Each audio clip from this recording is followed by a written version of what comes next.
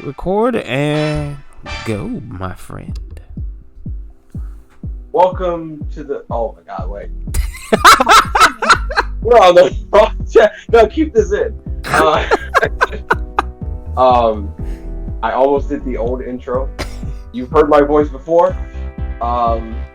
We are actually the DragonBroz. Yeah, that's right. We're usually on the NWA, but this is our new thing. I'm joined by my good friend Shin the Hero. Walt, say what's up. What's up? I myself am Old Hunter Rage, and today we're going to be talking about the newly released Dragonball Super Chapter 74. Yeah, it's 74. 74. I got notes this time. I wrote it down. First time for everything, right? So, today's chapter was entitled Vegeta vs. Granola, which is exactly what we got.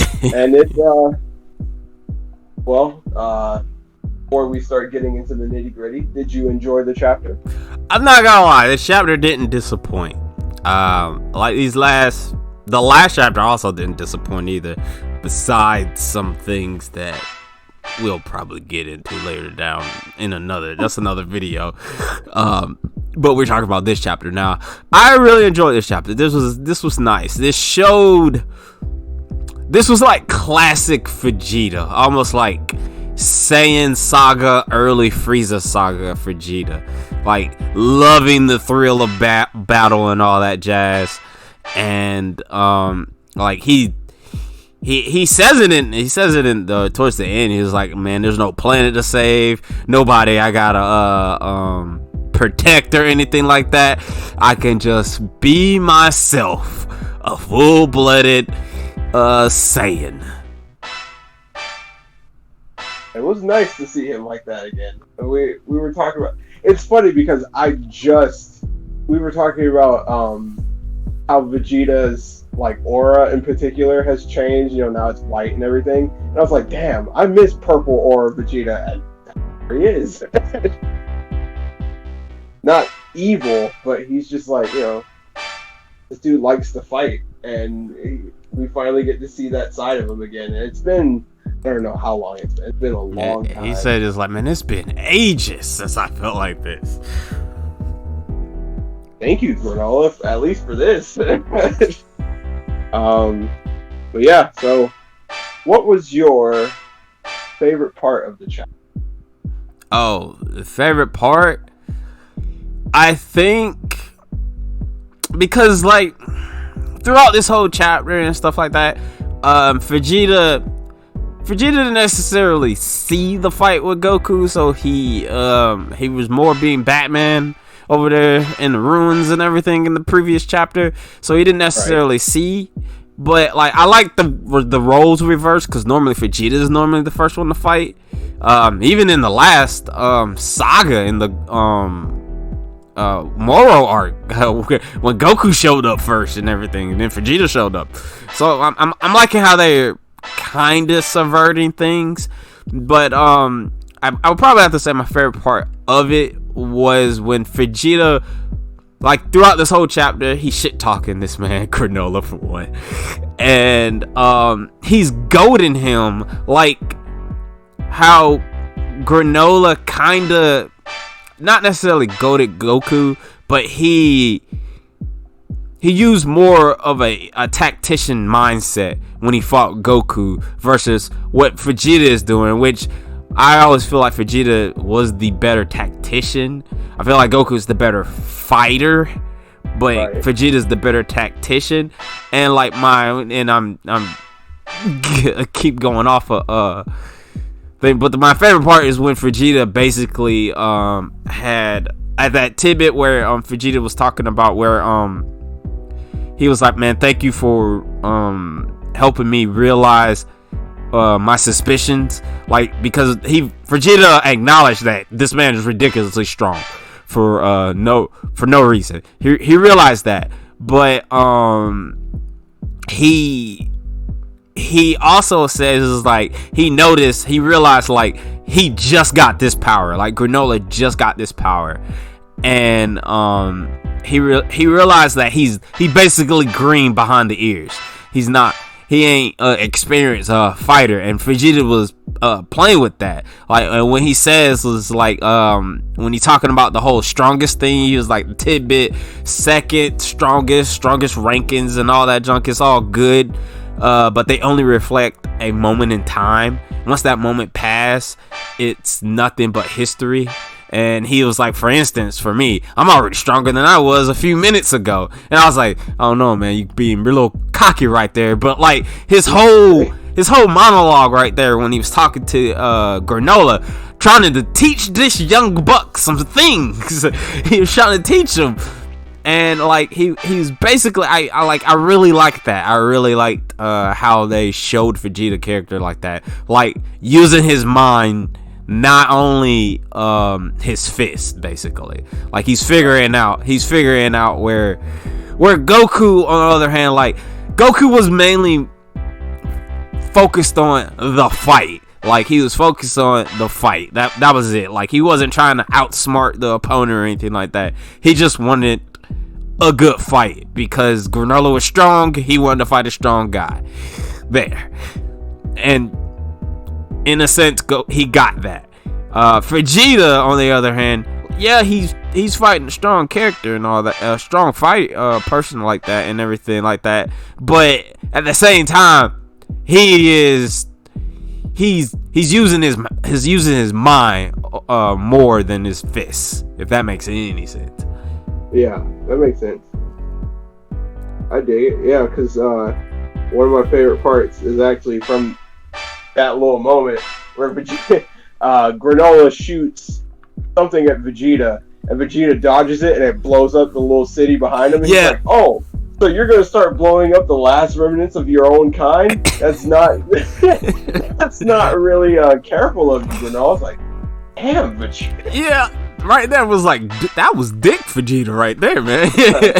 He purposely made that man blow up his stuff, and then like, dang, bro, you gonna kill the last remains of your stuff, man?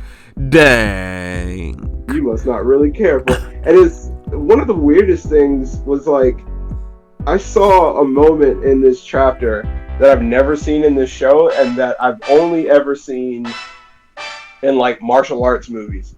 Because before they started fighting, Vegeta was talking to him. He's like, listen, dude, I don't know what your deal is. I don't know what you want. And the kid and Granola's like, I just want, I don't want to waste my energy on you. I'm waiting for your boss, Frieza. And Vegeta's like, oh, you're still on that. But look, the fact is, we don't work for him anymore. And Granola starts laughing. But then Vegeta starts to walk in a circle around Granola. I was like, holy shit. This is a martial arts movie now. This is like when the fighter starts to circle the dude and watches him the whole time. It's like, wow, this is some cool shit.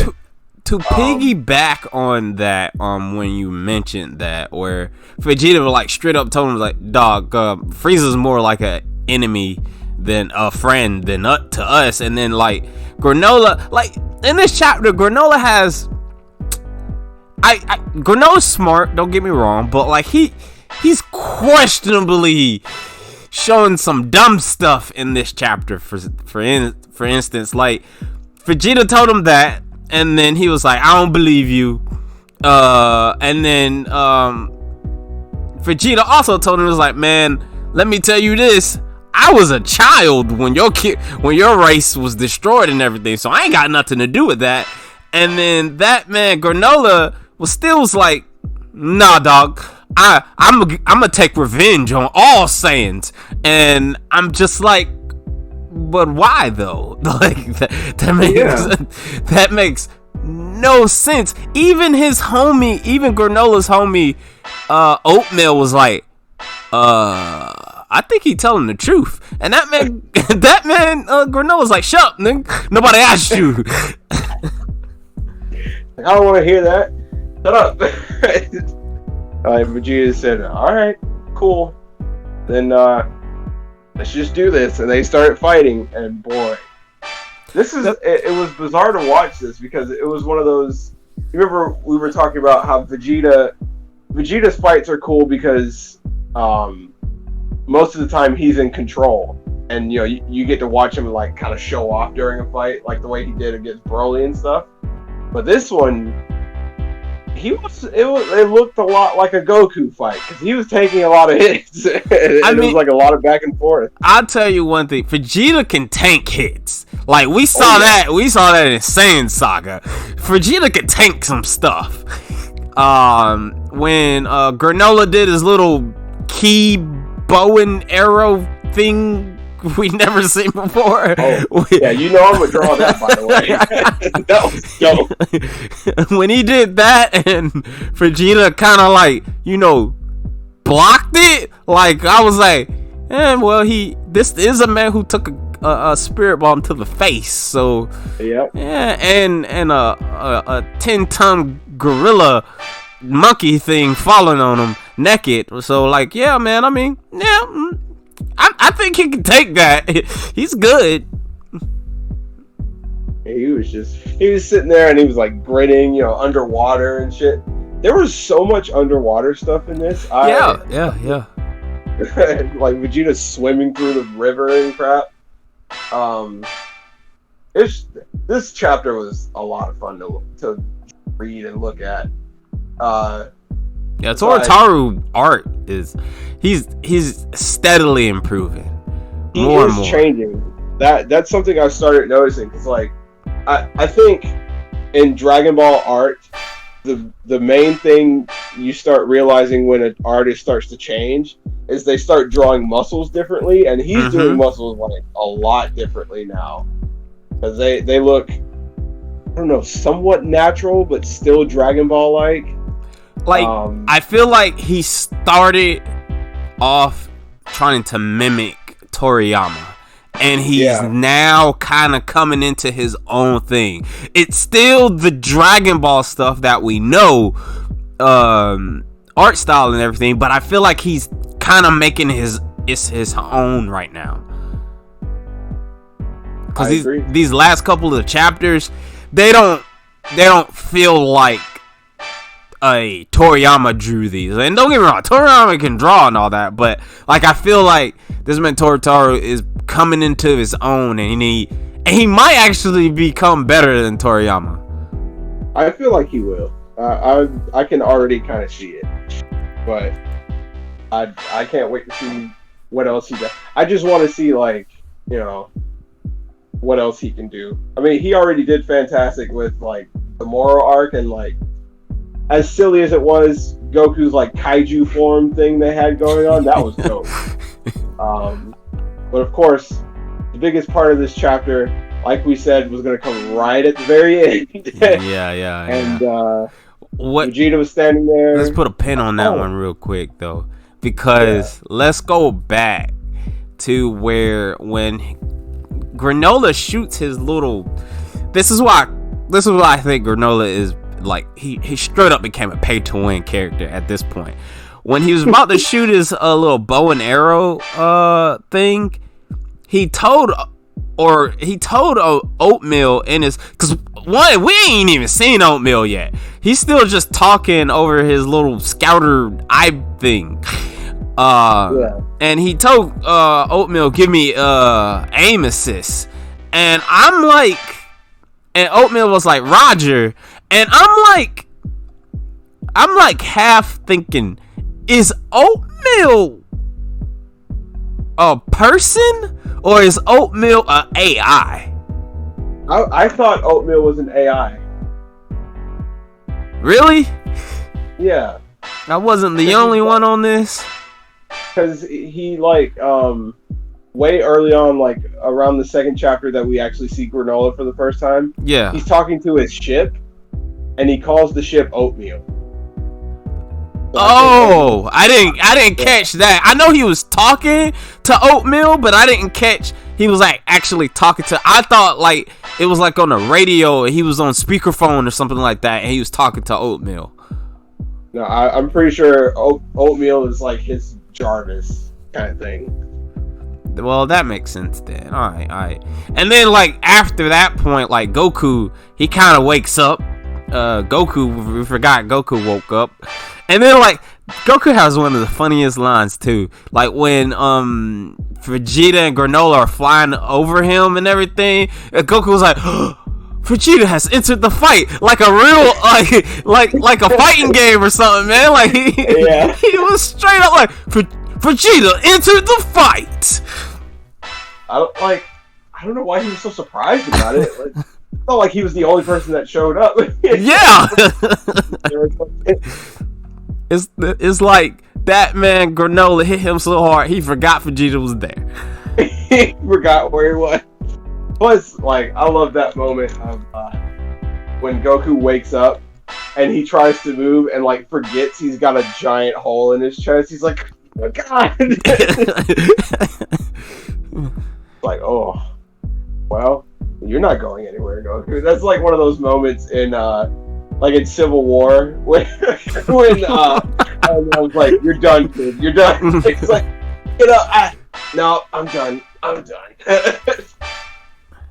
Goku's like, yeah. I think and going back, now we're taking that pin out and we go to Vegeta's.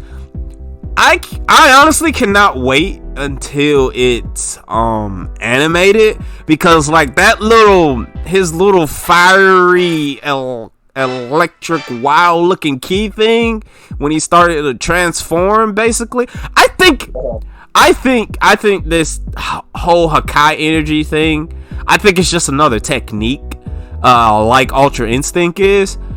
But at the same time, he does his form changes, like, cause his eyes are like changed, like Ultra Instinct eyes. He has no eyebrows, and his hair, it's almost like he got a mullet going on. It's almost a little bit, yeah. And it's way more spikier, like he's in like Super Saiyan 2 and whatnot. And like he's way bulkier than he was a moment ago. Well, especially than he was in Blue and everything. But like I still don't like it. I still think it looks dumb. but like I am interested in what they're going to call this. I was thinking like maybe like Destroyer Vegeta or something. They might take a note from which game? In Xenoverse 2, it's gonna be a deep cut. In Xenoverse 2, they don't call Majin Vegeta. They call him Prince of Destruction. I don't know why. Really? They call him that. Yeah, I have no idea why. And it doesn't say Majin Vegeta anywhere. His little name pops up. It says Prince of Destruction Vegeta. Okay. I'll take that name. You think this is gonna be purple? His hair gonna be purple and everything? Because like, I sure hope so. Or else this picture I'm trying is gonna be hella wrong. I mean, they didn't say anything, and granted, it was at the end of the chapter and everything like that. And he clearly was like, he said, somewhere on the lines like a god of destruction taught him that instinct can be wild or whatnot. So yeah. Like, or destructive or something like that. So like, this is more on line like Super Vegeta basically. But like, I mean, the whole sequence and everything, him turning into it was pretty cool. It's kind of stems from in the Broly movie where we see Vegeta finally turn into Super Saiyan God. Mm-hmm. So like, I mean, that was pretty cool. I really can't wait until this is animated. I'm pretty sure some fan out there will probably animate this sequence happening. But I can't wait until the show comes back and they actually animate this part in this part right here. But I'm gonna have to give this chapter like a 9 out of 10. You know, honestly. That's a high grade. I thoroughly enjoyed this chapter, and I was very excited for it. I would probably have to give it a 9 as well. I'm just surprised. This is the first time I'm actually hosting one of these things, and we get a chapter that's a 9 out of 10 from you. I gotta host it more often. I will say this though. I will ask you this in the next chapter, because I feel they set us up before in the moral arc. I feel like Vegeta might actually get a W. He might actually beat Granola, or to the point where he don't necessarily beat Granola, but he clearly wins the fight. Like he beat Goku both times. Like he clearly wins the fight, and Granola has to retreat or something like that, or rethinks his whole due process. Do you feel like Vegeta might get this W? I think Vegeta will win, and I'll tell you exactly why. He don't do that damn thumbs up pose anywhere in this fight yet. I could be wrong. We might get the next chapter, and the first thing we see is him doing the thumbs up. If I see the thumb, I know he's gonna lose. He loses every time he does that. And I'm sure he's probably aware of that himself. So, I mean, I do have a good feeling about this. Yeah, I have a good feeling. I think this is going to go the way, maybe not the way we all want it to, but we might get a Vegeta win here. All right. Well, I guess that wraps it up, man. Just go ahead and take us home. Alright, everybody, in the comments, tell us what you thought about the chapter, if you liked it, if you didn't like it. Does Vegeta look dumb without eyebrows? Does he look great without eyebrows? That's totally your choice. Spoiler alert, he looks dumb. He doesn't look that bad. Like, all these years of seeing fan art of him in Super Saiyan 3 in the games, I'm used to it now. But looks dumb then, too. I'm sorry. Remember to give us a like, a comment, please subscribe, all that good YouTube stuff. And we'll see you back here for the next video. Until then, see you later.